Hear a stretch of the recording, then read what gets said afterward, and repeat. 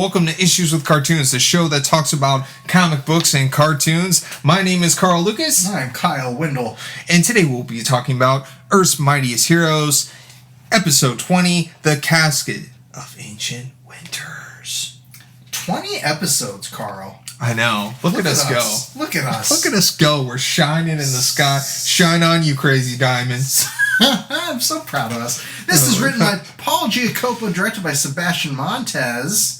And this is one of the rare standalone episodes that we get this season, Carl. I know. Everything's an arc. Everything's a big build-up. We just did a big, epic coverage of three-parter. Yeah, of Kang and Kang Dynasty, and you should go check those episodes out. We put a lot of time into reading all those issues and putting that together. Yeah, and as a consequence, we were welcoming kind of, I think, a one-off after having such a big meal for 3 episodes and 16 to 17 issues of Kang, and now we get a kind of one-off Norse Asgardian story, and I like the pacing of that. It gives us a break, and you need to do that when telling stories. Like, tell your big epic, take it a big epic.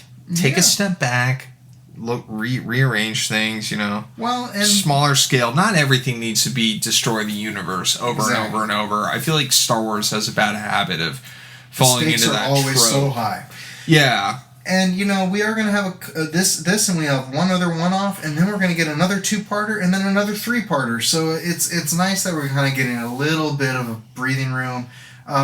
And what is a pretty fun standalone story. I have some thoughts, but this episode is centered around Malekith and the Casket of Ancient Winters. It opens with Malekith, who we later find to be Malekith, the Dark Elf, kind of dressed all covered up in winter gear, and he has this expedition to this wintered mountainscape. Yeah, it's our MacGuffin is the chest. Yeah, and it's almost like Indiana Jones. Like we're on an expedition. I have Indiana Jones and I have Hellboy written in my notes because this felt like that scene from the Guillermo del Toro Hellboy.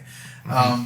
And I feel like there's a big overlap between Thor and Hellboy and Indiana Jones and all that stuff.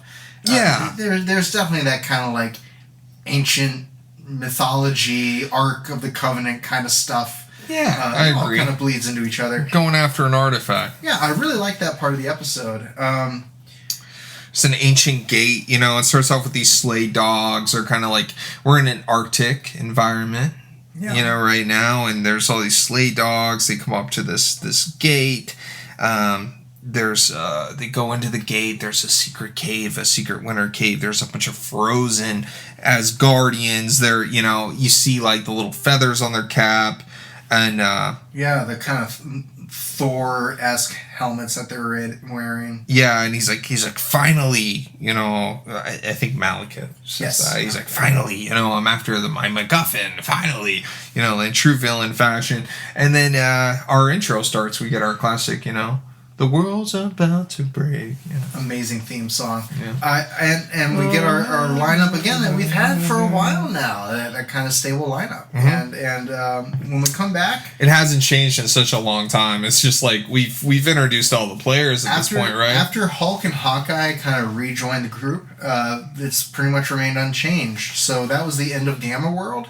Since the end of Gamma World, it's pretty much been that same lineup. Hold up. Yeah. Hold up. I'm gonna bring up something. Yeah, tell me. When does Black Widow join the team? Does she join the team? I don't know. Wow, really? Not this episode. So anyway, we have when we come back, we do get our tie into the whole breakout theme, the whole breakout setup. Because Radioactive Man is the problem child of the episode at the beginning. And all the Avengers are relaxing. Like Wasp is poolside. Yeah, Wasp, Hulk, and Hawkeye are all just chilling by the pool. I enjoyed that. I did too. I enjoyed Clint's tan lines. It felt very Midwestern to me. I didn't notice let me just say preface this. Like, I didn't notice the tan lines until Kyle came over. This is a rare instance. This is a rare instance of us watching the episode together, which made it very enjoyable and B, very hard to take notes because we kept making each other laugh. But it was it was. Kyle's the serious one amongst us. Let me just say that. I need to take diligent notes, but I couldn't because I was too busy laughing at what Carl was saying. And but I did notice the tan lines, and it was off-putting, but it did yield. I was too busy trying to tell Kyle about Paul Jenkins' Hulk run, like in between covering notes. I needed to hear about it. And there was a lot of that. So Radioactive Man, this is the Chen Lu version, who was he debuted in Journey into Mystery 93. He was a Thor villain, created by Stan and Jack. Not a whole lot to say about it other than Thor, Iron Man, and Black Panther are the ones fighting him, and that's significant because those three kind of are the thematic crux of the conflict internally amongst the Avengers in this issue. They're the heroes here. Radioactive Man, is it the same design as the comic, or is it like kind of slightly different? No, he's kind of got this full body radioactive suit, and in the comics he's just kind of like this green man with a jumpsuit on. Chris Yost isn't afraid to like toss some of the designs aside. Like we saw that with Reaper, Grim Reaper. Yeah. You know. Yeah, and so Tom Perkins and Chris Yost, together, working kind of across this whole thing, and Tom Perkins, I assume, does the redesign on this. I'd be interested to know, actually, if there's a comic precedent, because there are multiple radioactive men in comics. You know what? I like this design. You know what Radioactive Man's arms reminded me of? Speaking of other comics villains like this, like, it reminded me of Blight from Batman Beyond, where he kind of had, like, the glowing... arms and stuff, and like I've only watched a little Batman Beyond, but I am aware of that character. I know. Put a note. Put a little pin in that. We should keep that in mind. No Terry McGinnis. A little Terry McGinnis. I have a small dose of Terry McGinnis. What a blind spot in my viewing. I'll admit. I'm not saying I haven't watched any though, Carl. I've seen some. I've seen that guy Blight. Yeah. Blight. I used to work with someone named Blythe, so I'm sorry to Blythe. Blight. Okay, never heard of that. Anyway, I'm aware of Blight. All right, enough said. All right. So, a great issue. So, so Iron Man and Black Panther and Thor. Those are heroes. Radioactive Man. Yeah. And he gets involved in the arc reactor, and Thor kind of handles everything with a blunt instrument, which is his hammer, and causes radioactive water to seep into the... And produce a pretty funny joke. Thor says, "Smite this villain." Oh, I love it. Yeah, he's like, "Smite this villain." I used to hate Thor speak as a kid. I love it now. It's so fun. It is fun. It gives a different flavor to it. It was hard to read as a 9-year-old, but like as an adult, like someone who loves like reading Shakespeare and like old English stuff, it's very fun. But we cut away back to this Norwegian mountain. And Enchantress and Executioner arrive. So again, another tie-in to kind of the stuff we've been dealing with before.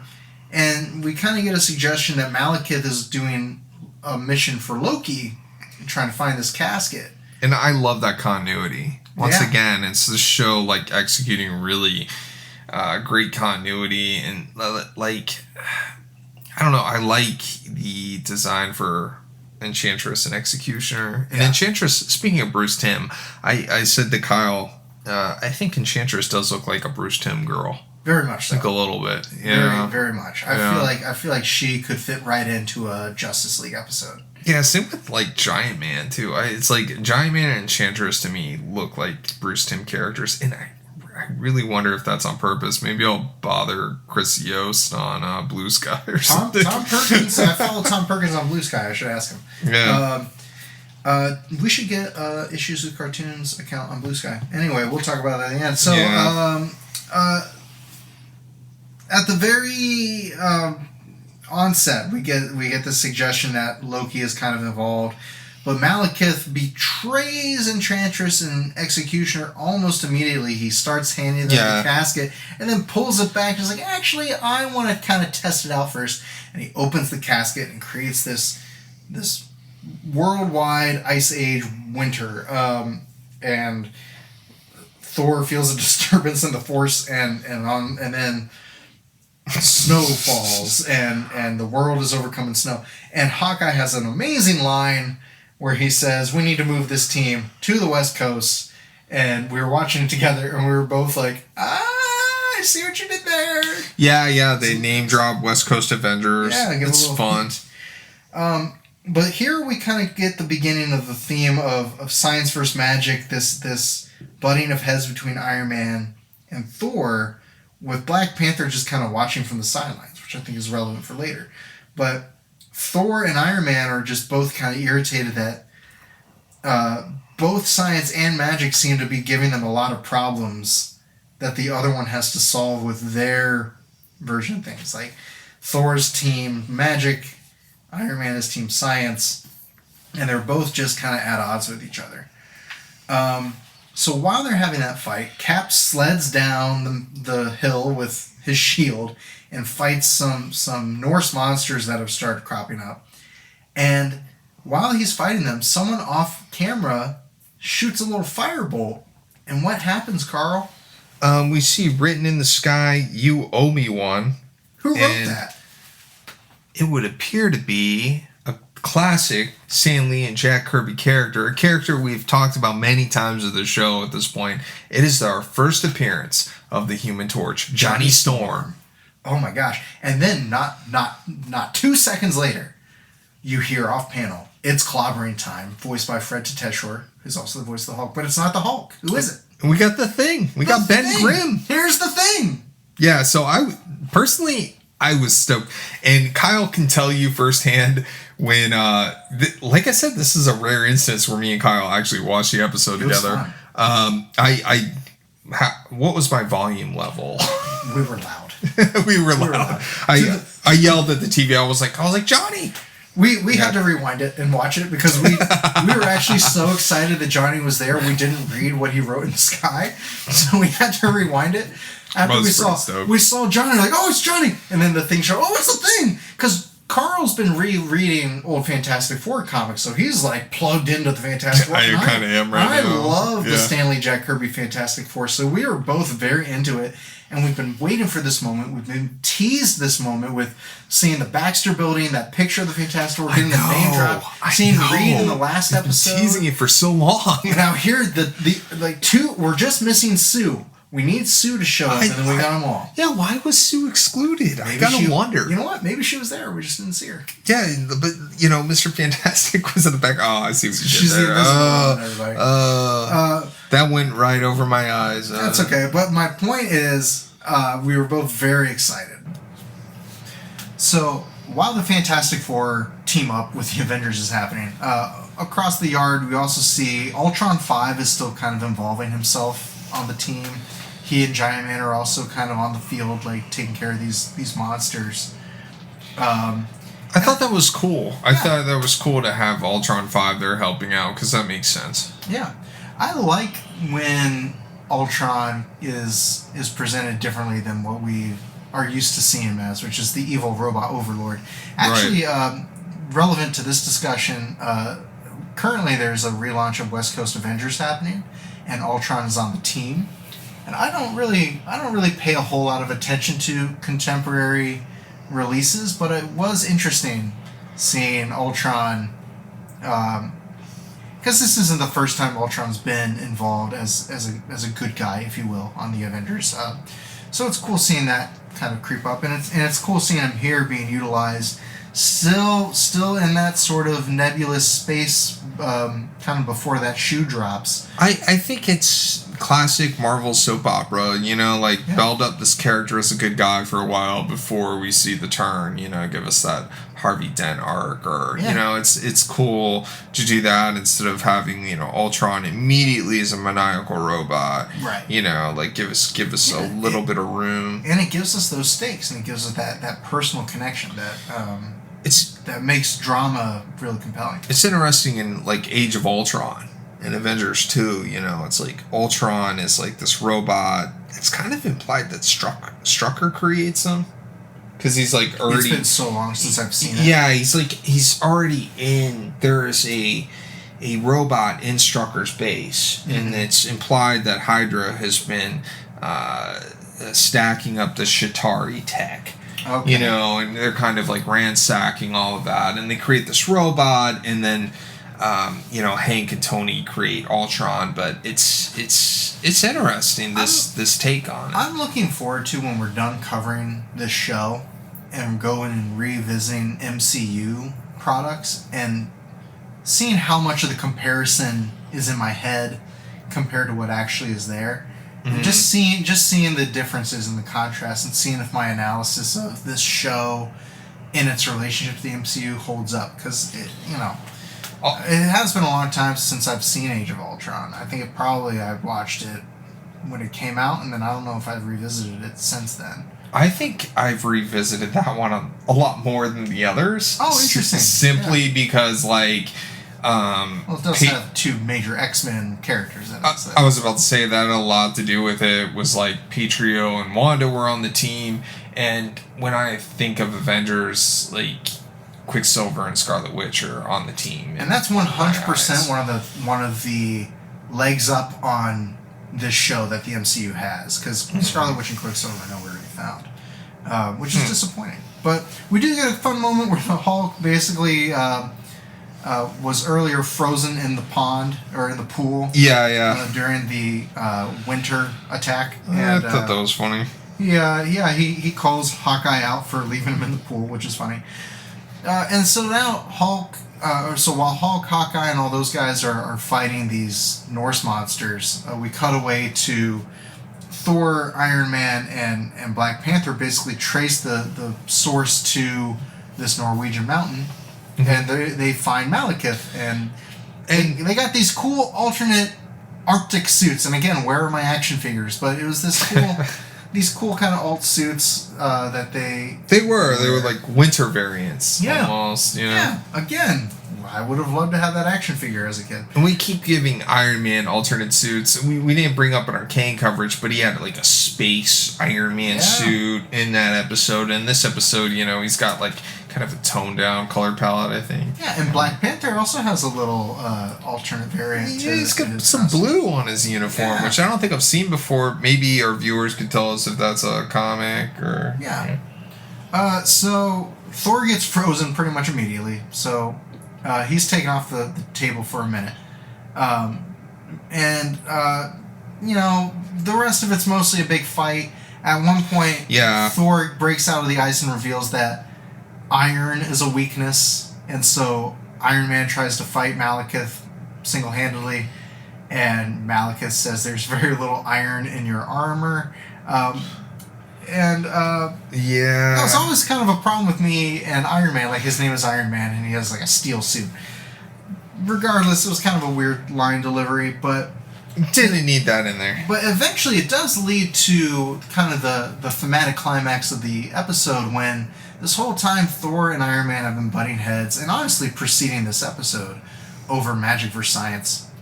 And then that is a thread throughout. They're getting nowhere with this fight, and Black Panther, who is off to the side shivering and freezing his butt off, he has this probably the best line of the episode, where he says, "In Wakanda, mysticism and science work together to accomplish things neither can do alone." Basically saying, you two need to grow up and work together. Yeah, like, we need to get this done. And of course, in this great, bringing the team together, only together can we solve this problem. Iron Man and Thor team up, and Iron Man holds him, Thor zaps him, and Malekith, dissipates into nothingness. And the plot is resolved. And the gargoyle villain disappears. We had that joke. It just felt like a gargoyle's. Yeah, because he's got like pointed ear. He has a magical item he's using. Yeah, I pointed out to Kyle. I was like, doesn't this kind of feel like an episode of Gargoyles? Like, and he gets zapped away, and he's like screaming, and he looks like a monster and stuff. He was sort of like an anime villain lost in an Avengers episode. Like, it was very interesting. Even like this. So we'll talk about the end in a minute, because I guess let's just get this out of the way. Amora and Scourge, the Executioner, trap the Avengers long enough for them to make their escape. Thor tries to follow them and then finds out he's banished from Asgard. And that's kind of the note they leave you on, is that Thor can't go home. Which, will set up kind of the future storylines. So I'm curious to see where that goes. Sure. I mean, more Enchantress and Executioner, I'm on board. What were your thoughts generally about this episode? It's a cool one and done, despite that cliffhanger. I love seeing Human Torch. I love seeing the Thing. Oh, yeah. It's just kind of a fun, brief episode, Almost inconsequential, save for the end, compared to the major stakes, the major blow-up that we had for the last 3 episodes. Yeah, but Yost is very good at planning. He's listed as a story editor in this episode. He's very good at planting his little seeds throughout. Absolutely. That's the strength of this whole show. And they're all there. Like the Ultron seed, the cliffhanger with Thor, the Fantastic Four, I'm assuming, show up later. They have to at this point. Wouldn't that be cool? I'm definitely anticipating that. Kyle, what are your thoughts? This made me, and I've had this thought watching this show before, in the same way we've talked about Captain America really deserving more play and animation. Mm-hmm. The only animated series that Thor and Captain America have ever had were those 60s, basically motion comic. Those don't animation. count. They not to diss them, but they aren't fully fleshed out cartoons like this. No. This episode reminded me, in the same way that other episodes made me feel like we really need a Captain America animated series. We really, really need a Thor animated series. I agree. He can carry one. He can do classic supervillains like the Wrecking Crew and Radioactive Man and Absorbing Man. He can do things like this with Norse mythology and Norse artifacts and Norse gods and creatures. He can do cosmic level, fighting the Grandmaster and the Eternals and Celestials and all that stuff. He has so much range as a character and is so compelling as a character. There's so much lore there, too. There's 100... Didn't you say there's 100 issues of Jack Kirby drawing Thor before... It's troubling almost that we haven't had someone along the way say this is a slam dunk of an animated series. But we got the Mark Millar version, kind of treated Thor like a joke. Yeah. Thus, the movies kind of treat him like a joke, which is a valid take. I'm not dissing that. The fish out of water is a valid take, yes. I'm not dissing that. It is humorous having all the human characters like Natalie Portman, Jane Foster, being like, who is this goofball from another realm? What's he talking about? Asgard? Yeah. Ho ho ho. But there is, I feel like what Kyle's getting at is there is an untouched version where we actually go through the Asgardian myths and stuff, and that's what makes Thor so interesting. Is Stan and Jack were exploring mythology and came up with their own version of it. Yeah, and I don't know what is stopping anyone from doing it. I mean, to me... nothing at this point. And, I know, Spider-Man and X-Men are always kind of in circulation as animated projects. I get that. But, at this point, where you have your own platform to basically do whatever you want, greenlight whatever you want, with Disney+, I feel like Thor is an example of an IP where, I would have greenlit a Thor cartoon decades ago. And to me, especially in this style with this kind of with Rick Wasserman's voice acting and performance, I mean, he could have carried his own Thor cartoon easily. And Thor's regulated to cameos, and he gets a cameo in X-Men. He gets a cameo in Fantastic Four, maybe. It just doesn't seem right to me. The mythology of the character is so rich. Yeah, there's so much to pull from. You can even have your Marvel characters show up in a cameo capacity. I mean, after I was thinking, after Kang tries to destroy New York last episode, we could have had, Dwayne McDuffie's damage control show up. Oh, that would be fun. Clean up the city or something for an episode, and then we jump back to this. You know what I mean? But there's so much potential with Thor. Just imagine a Thor animated series that's 20 minutes, or you know what would be great is if you would have, we should do a pitch episode like this. You would have, this basically is. You have like Thor doing things like this where he's fighting Malekith in the Casket of Ancient Winters in one episode, and then he's fighting the Wrecking Crew in another episode, and then you have a Tales of Asgard episode that goes back. That's what I want. You know? And then you could have a mono arc of Loki, or you could have a mono arc of the God Butcher, or you can have a mono arc of literally anything. You could do the Celestials, you could do Galactus, you could do Inhumans. The Inhumans. You could literally do anything with Thor because he's science fiction and fantasy. And he grounded in superhero adventure. And I really think he could be, and this is just, that's what this episode makes me think. He could do at least a season of really solid superhero animation. All those unused Kirby designs just like going to waste. To waste. I would love like little mini adventures like the Tales of Asgard from like Tales of Suspense. You got a Hercules guest star. Yeah. Ulick, the whatever, the barbarian god or whatever that guy is. I mean, there's so, like you say, a ton of Kirby designs, a ton of Walt Simonson designs that go to waste. Oh, we didn't even go into Walt Simonson. Yeah, I mean, there's so much potential, and I guess this was a good opportunity to kind of highlight Rick Wasserman's portrayal, where he's got this fish out of water thing that Ultimates and MCU try to do, but he grounds it in this nobility that I think is missing from those takes, where he's so larger than life, but he's also so he's got such presence, and you believe it when he's getting ready to whoop some ass. You really kind of believe that he can do just about anything. He's not depowered in this, like he's very capable in this, and I feel like you can, in the same way that Superman the animated series I think gives service to a whole wing of DC that the Batman shows never were able to give. Could never get to. And I feel like, because we're too in Gotham. Yeah, Batman, and I feel like X-Men and Spider-Man have that. They take that kind of oxygen away from this corner, and I feel like Thor could give, in the same way that they try to do that with the Silver Surfer animated series or the Fantastic Four animated series. I feel like they could have given that shot to Thor. I think they've shown that we can hold attention with Loki too, like, because Loki is such a a proactive character. Like, you want to see what Loki does next. I mean, you could do a cartoon with Thor and Loki and make it work.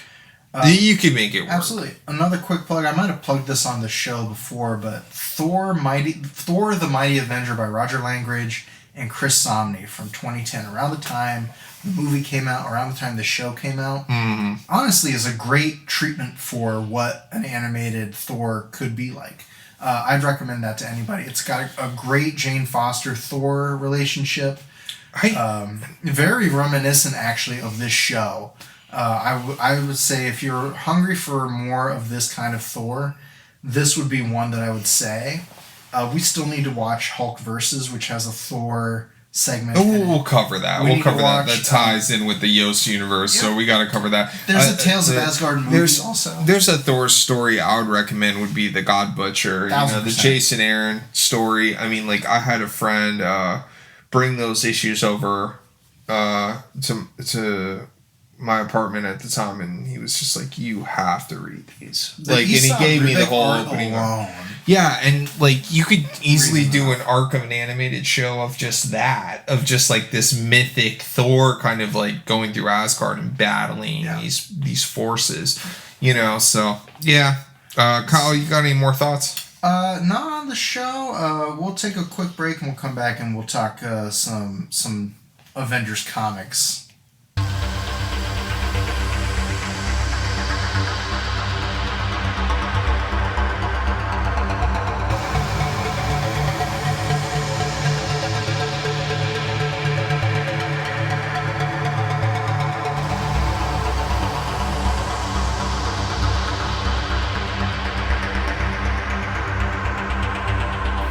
Back to Issues with Cartoons. We're here to talk about the issues that go along with this cartoon, Carl. And The episode was Casket of Ancient Winters, which draws some parallels to the Mighty Avengers issue 249, Demon Storm, which was a crossover with Walt Simonson's Thor comics from the 1980s. This comic was written by Roger Stern with Al Milgrom, Joe Sinnott and crew on the art duties. Mark Grunwald editing, Jim Shooter as the editor-in-chief. I only bring that up because this writer-editor's grouping may sound familiar to listeners of the show, because this is the same team that in about 20 or so issues will do the Under Siege storyline with the Masters of Evil. So, just worth noting. This issue mostly stands on its own at the beginning, and then, of course, ties into Thor 350 afterwards. What was your impression of the Demon Storm? Fine, solid comic book storytelling. Yeah. You know, it's setting up a crossover. There's some stuff I want to talk about later that's like little critiques here and there, but like this era, this 249 Avengers, like nothing too surprising for me. It's not bad either. There isn't anything. I like the art a lot. The art storytelling was great. I like this lineup. A lot of similarities to the lineup from Siege. You have Vision as kind of the chairman. You have Thor, Wasp, Monica Rambeau, Captain Marvel. You have Scarlet Witch. You have Star Fox there, which is not great, but that's fine. I like this cover with the silhouettes. I like the soldiers and stuff and their spears and stuff. It's very different. Like, I don't see anybody making a cover like this anymore. You're right. I like that foreground. I like the snow. Yeah. And their feet in the snow is kind of like that negative space use. You got a lot of characters on this cover. You got the Warriors 3. You got the Fantastic Four with She-Hulk on the Star team. Fox. That's fine. Star Fox 64. Yeah. You know. Did you ever play? Was that game called Star Fox? What was that game? Yeah, Nintendo 64. Yeah. It's same name as this character. Yeah. I would have preferred that one showing up. It's fine. He's fine. I would have too. I mean, Peppy. You know, he's okay. Star Fox. I came to know Star Fox. Do a barrel roll. From the death of Captain Marvel is how I know Star Fox. And then I would come to learn about Star Fox later in the 90s when they really leaned into the kind of problematic parts of Star Fox's superpowers. His costume leaves a lot to be desired. Like, are you business casual or are you... The 70s collar over the like shoulder pads. I know. And the Wolverine haircut. There's a lot of features there. It's also, a lot. is that Star Fox logo, doesn't one of the Imperial Guard have that same logo? It doesn't matter. Perhaps. So this is called The Snows of Summer, which is very evocative as a title. I like that. It's a different title than what they give you in the cover. I'm not going to lie. I love this opening scene of Hercules playing guitar. Hercules playing the himbo on the beach with a guitar surrounded by women. I love it so very much. Funny. It's so good. It is very good. And it calls to mind the Avengers by the pool and then being, surrounded by winter right after. Like, it kind of gives you a parallel to that. But no, I love Hercules. I've always loved Hercules. I think he's a great character to drop into a storyline. I like when he's comedic, and most of the time he is. Like, writers don't take him too seriously, Like, I hate when he's written, like... Did you ever read the Incredible Hercules run from the World War Hulk era? I remember it dropping. Like, Van Lente. How many issues was that? A couple years worth. It was... Okay. So, the Incredible Hulk went away after World War Hulk. That's when, like, Red Hulk showed up and everything. And so Incredible Hercules took over the Incredible Hulk title. And they kept the numbering in and everything. And it was Fred Valentine and Greg Pak. I think the artist would change. I know Koi Pham did some issues and stuff. But that's when Amadeus Cho was tagging along. Oh, okay. Probably the best Hercules I've ever read. Anyway, all that to say, Hercules is here. And he's fun. He's rocking out and he's making all the boys on the beach jealous because he's getting all the girls. So, like, he's got like 5 or 6 girls grabbing on him and stuff. And then so they go over and try to start some trouble. You know what this opening page reminded me of? It reminded me of like Love and Rockets. Like those big, like, splash pages of like those rock scenes and stuff. Yeah, in the even punk some of these underground. girls look like her like Jaime girls and I enjoyed this whole sequence. I thought it was fun. I really do enjoy the art in this. I think the Milgram Senate team is really, really good. I feel Senate like and crew. Is Al Milgram better known as an inker? Am I making that up? I don't think you're making that up. I've seen his name as an inker before. But solid storytelling from him here. You also cut away to Vision talking to Isaac, which is the supercomputer from Titan. I'm only aware of Isaac mainly because I do think there's a storyline where Isaac kind of overtakes the Vision later, so maybe this is planting seeds for that. All of this is fairly inconsequential to zany 70s zaniness. Yeah, it's wild. We get Monica Rambeau, Captain Marvel, playing a role. I don't know when she shows up on the team. I was actually surprised to see her this early in 249.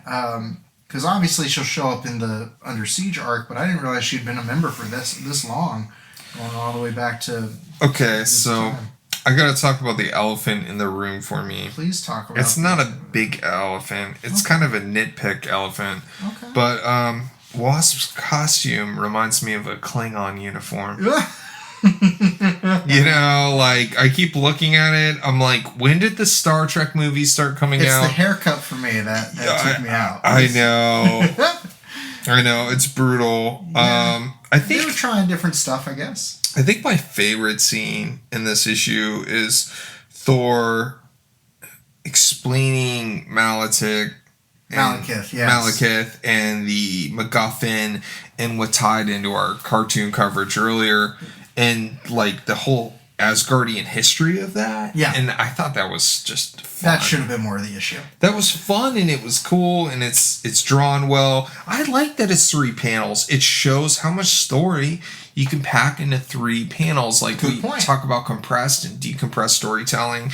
Like, this is an example of you know, a compressed book. Like, you know, this would be 3 issues if Marvel put this out now. I feel like the more you and I do our coverage of older books, and, you know, this is not Stan Lee, Jack Kirby compressed, but it is Jim Shooter compressed.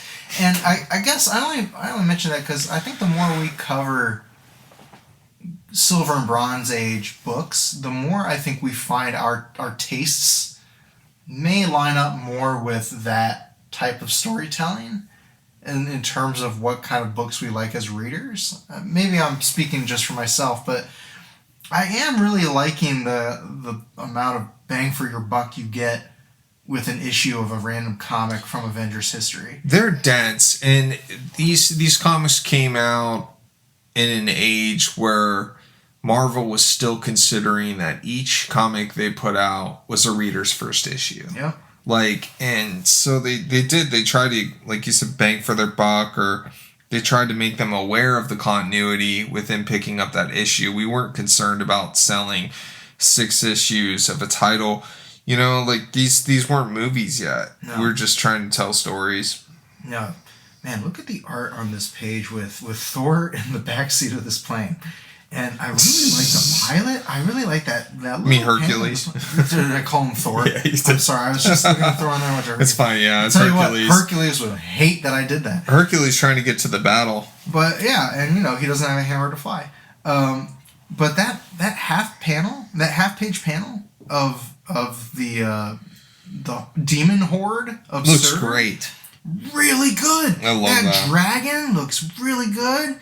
And that horse rider in the foreground with the giant sword, like, that's a solid panel. Kirby would be proud. I feel like one of is it Joe Sinnott? Joe Sinnott inks this, yeah. Yeah, Joe Sinnott's assistants just did that panel. I bet you're right. Because, it's a Joe Sinnott and crew. Maybe they ran it like a manga studio, they like could've. one person. Maybe they were just trying to bang it out. I don't know. But, like, this whole sequence with them invading Manhattan is really good. You know, you always hear those stories of, like, the older comic book artists, like, they had to hit a deadline, and so all their friends would come over that weekend, and they would pass the pages around, and then they would have a whole book by the end of it. Like, I think in some of that Marvel book I've been reading. I was going to ask you if you've read that in the Marvel book. Yeah, that last great Submariner and the Human Torch battle from the 40s. Yeah, and Cap. That was drawn in a weekend. It was a 64-page book or something. Some of them were drawn in the bathroom tub, yeah. Yeah, and they broke the issue up amongst their friends. So, like, I think when they said Joe Sinnott and crew, maybe some of that happened here. Carl's talking about the Les Daniels Marvel 5 Fabulous Decades book. It's a coffee table book that came out in 1990, I think. I read it as a kid. Carl had it, and then I asked him, have you read it, like, actually read, like, all the text?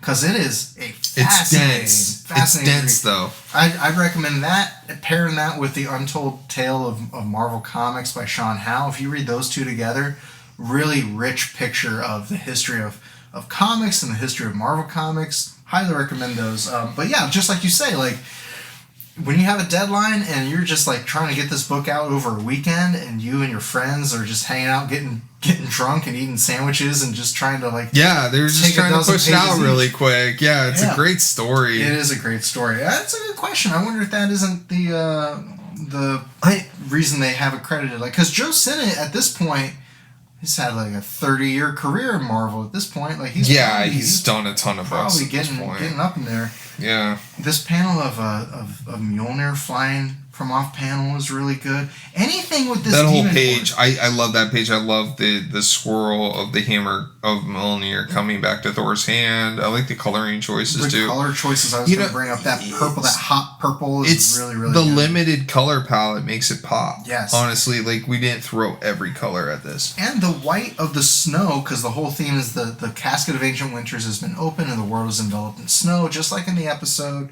And it really does provide great opportunity for negative space and for contrast. And I feel like anything with this Demon Horde is great. And then you turn the page to page 12 of your digital reader, and Monica cutting across that. Yes, and she's yellow. With that bright yellow.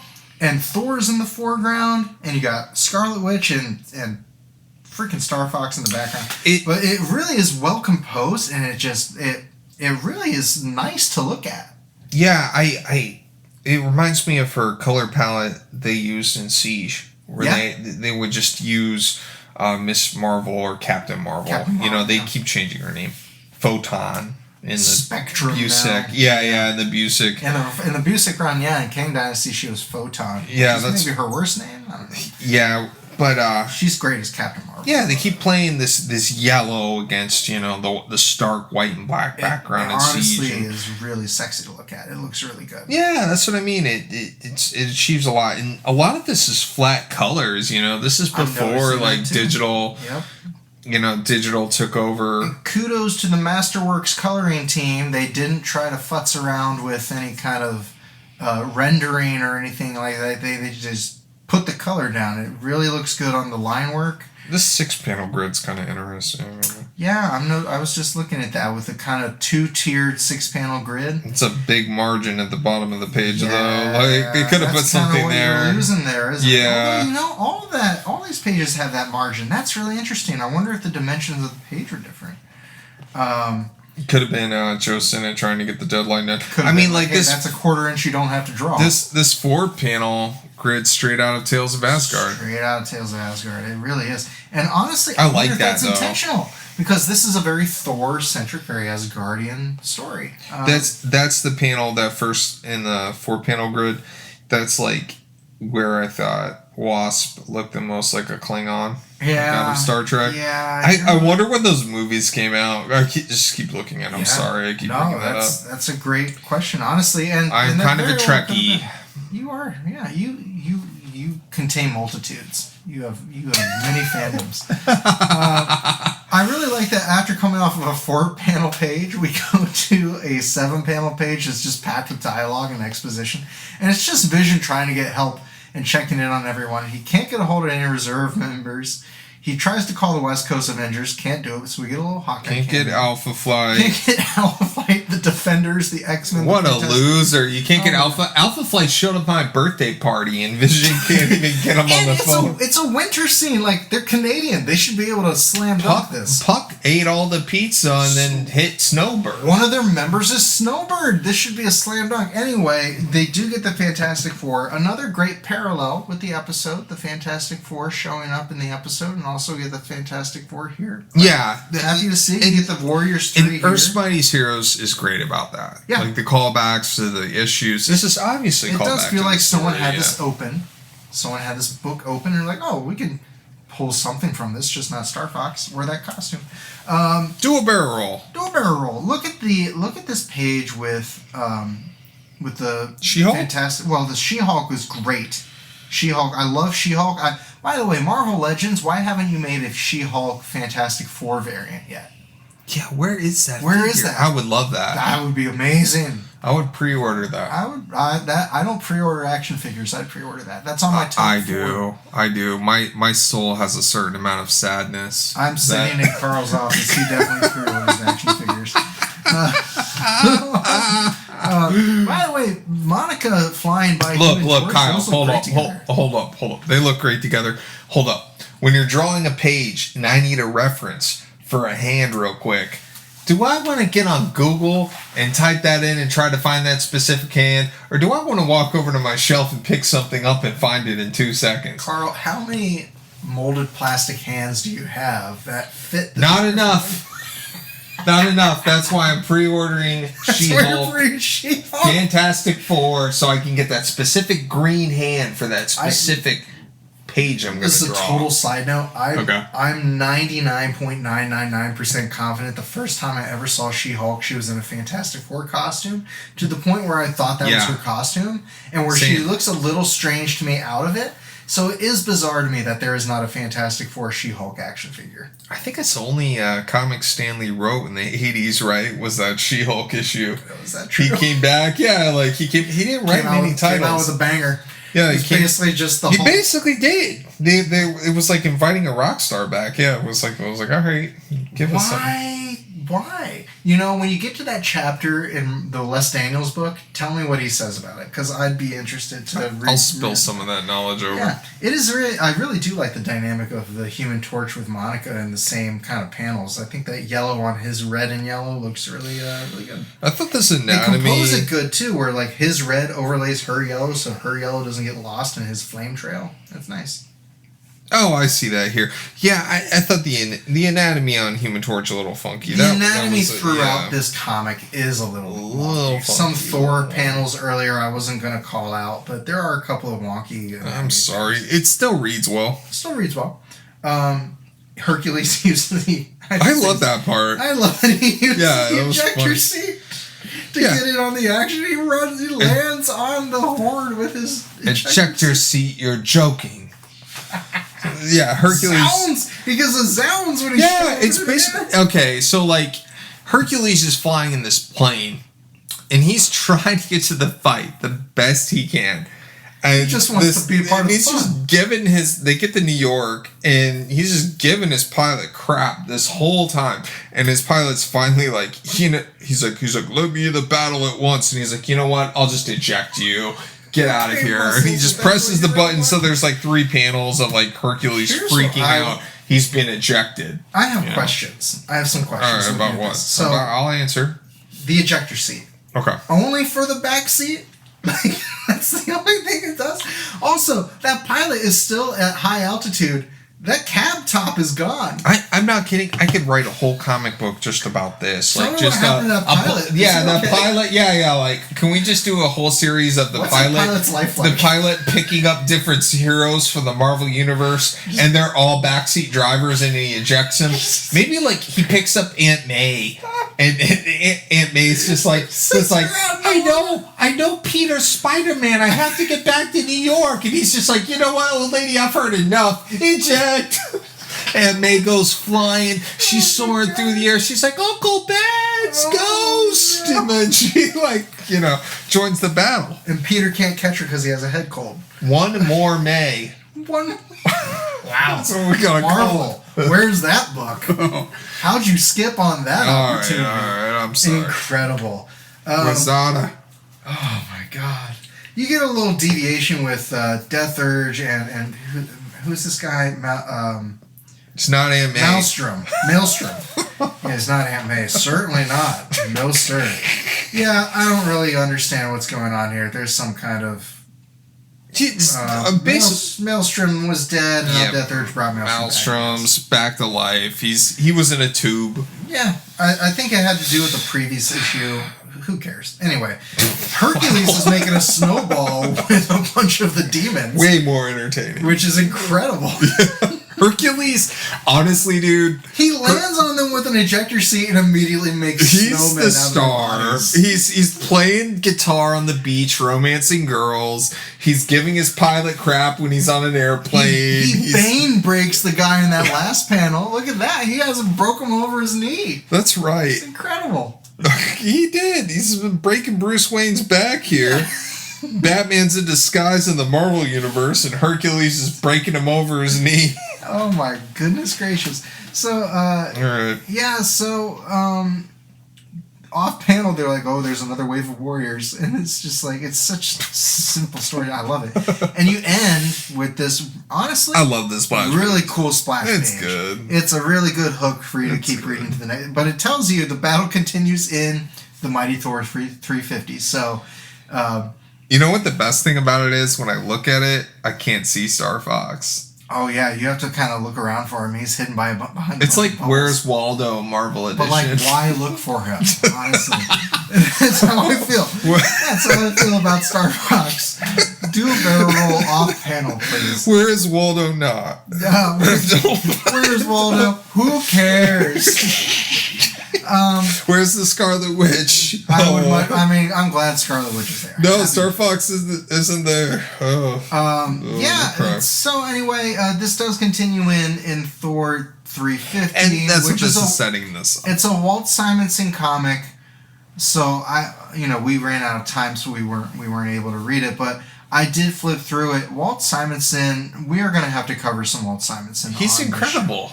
His art's incredible. He's great. I mean, there's a reason why he's named right up there with Jack Kirby as a Thor artist, as an artist in general. The dude is untouchable. He's really, really, really very good. Yeah. And he gets an opportunity with Thor 350 to draw a bunch of Marvel characters because this was set up in Avengers. I think he's a teacher as well. I think he taught for a while. Yeah. Which is interesting. Jean Paul Leon was one of his students, I found out. Really? I remember hearing that on I think that was on a Cartoons Kayfabe interview that he did. That could be. But, just real quick, I'm just flipping through these pages, and it's just... Al Milgrom and Joe Sinnott do an amazing job. They do a great job. Yeah, those look This good. is stunning. That's Thor 350. This is Thor 350. It looks outstanding, honestly. Although I did mention to Carl when I was flipping through it, Malekith is also not in this issue. Enchantress, Sif. Look at the wings on Sif. Enchantress, my Marvel girlfriend. Yeah. Tell me more, Carl.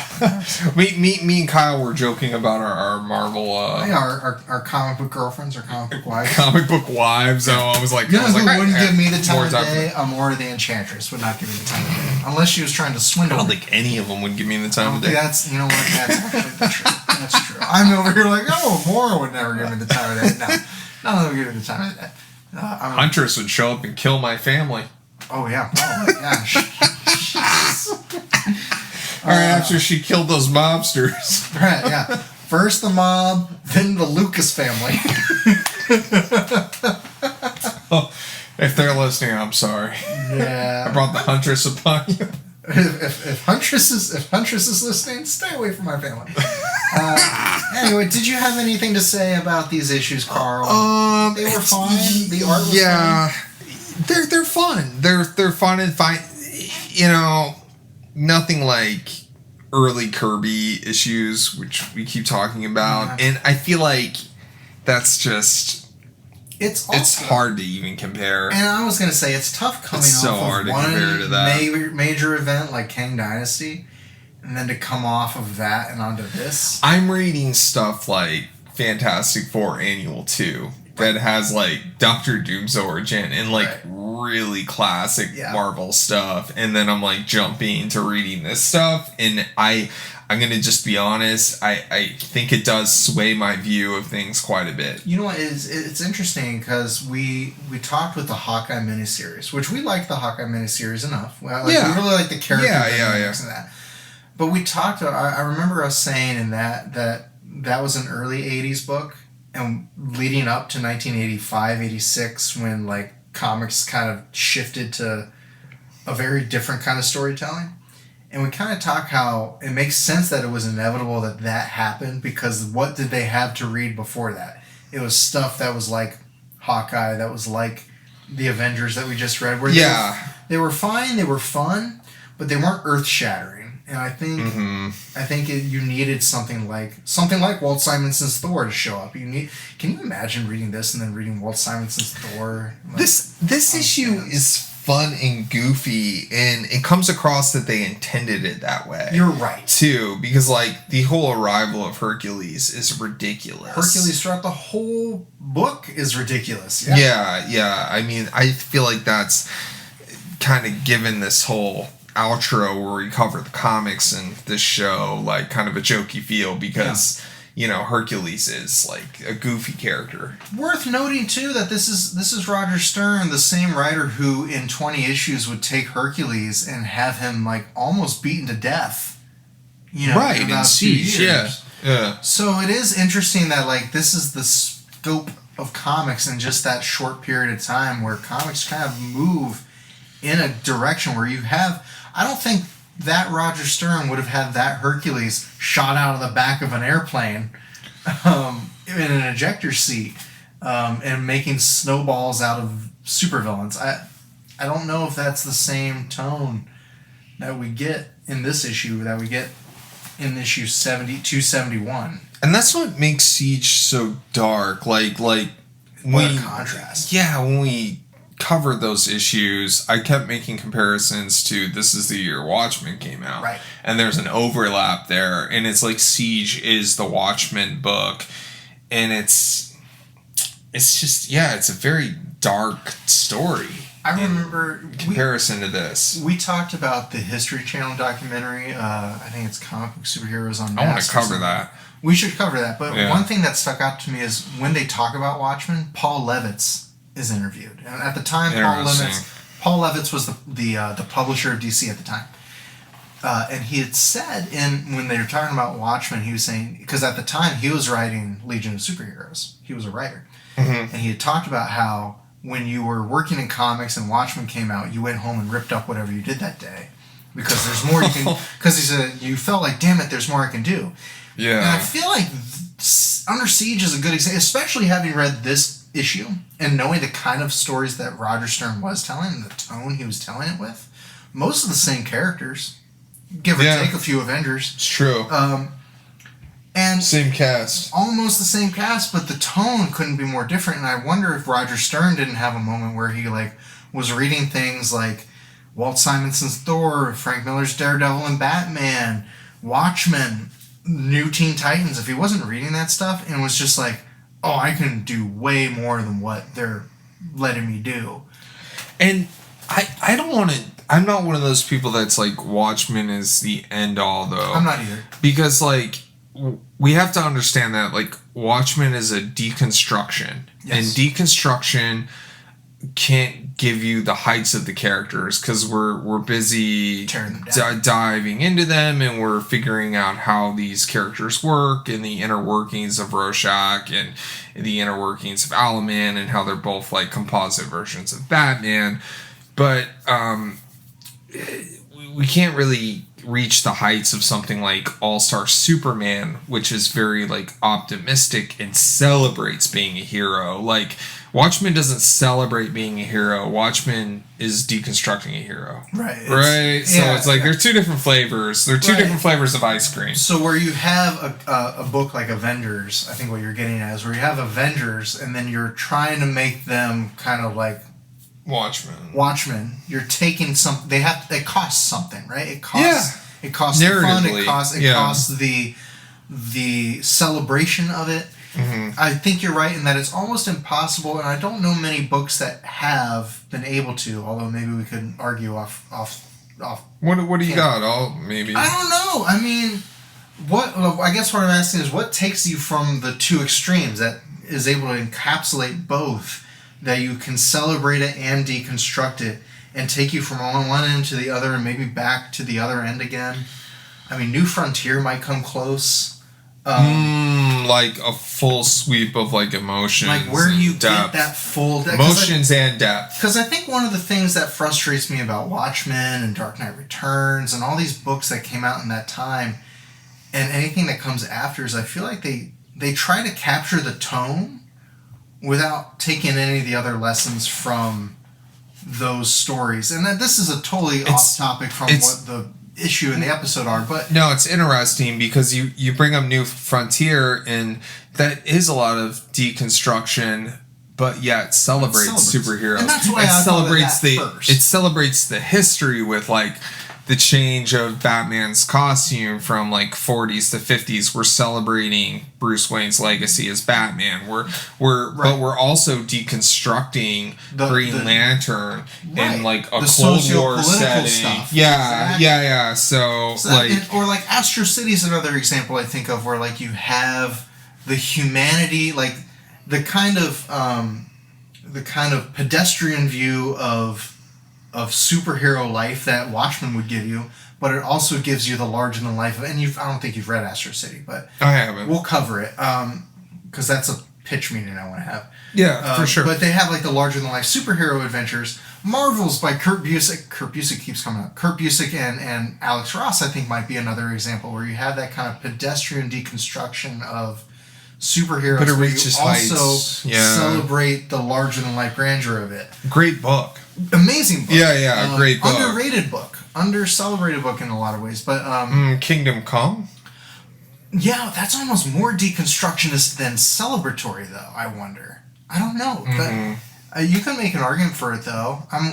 There's a short list of books that can do that's both. what I mean. That can do that full spectrum. And so when you talk about books like Under Siege, or you talk about even like the Great Darkness saga of Legion of Superheroes and stuff, like it's hard to have that deconstructionist, like serious, grounded tone of a book that also leaves space for the larger than life grandeur, give you those satisfying fantasy, moments. To give you the things that are good about both. It's hard to have that in a single book, and I think in the 80s they were still trying to figure out what that looked like. I would make a case for Dark Knight. I think Dark Knight is dark.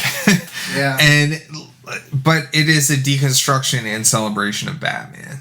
It has like all the eras. We are going to definitely cover The Dark Knight Returns on this podcast. Yeah.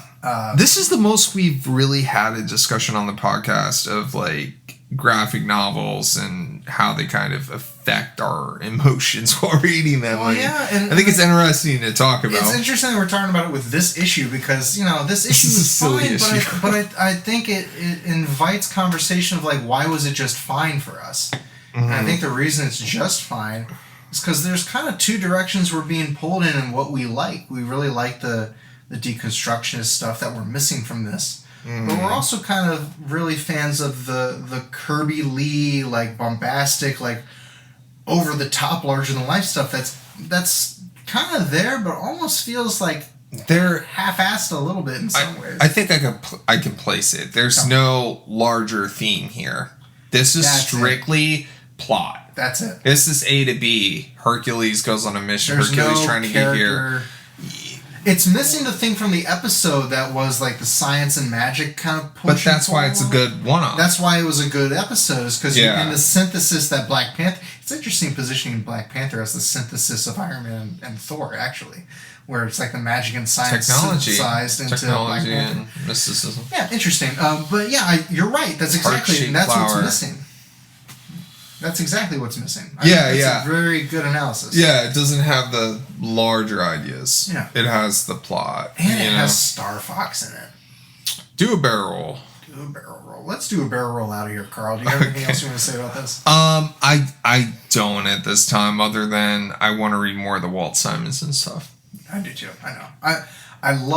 I'm finding more and more after talking about you, about this with you, is I need to read more Thor, and I want to live more in that world. Yeah. And I'm angrier and angrier and angrier that we don't have an animated series of it. Yeah, maybe we'll get there. I mean, I've been reading about the history of all this stuff.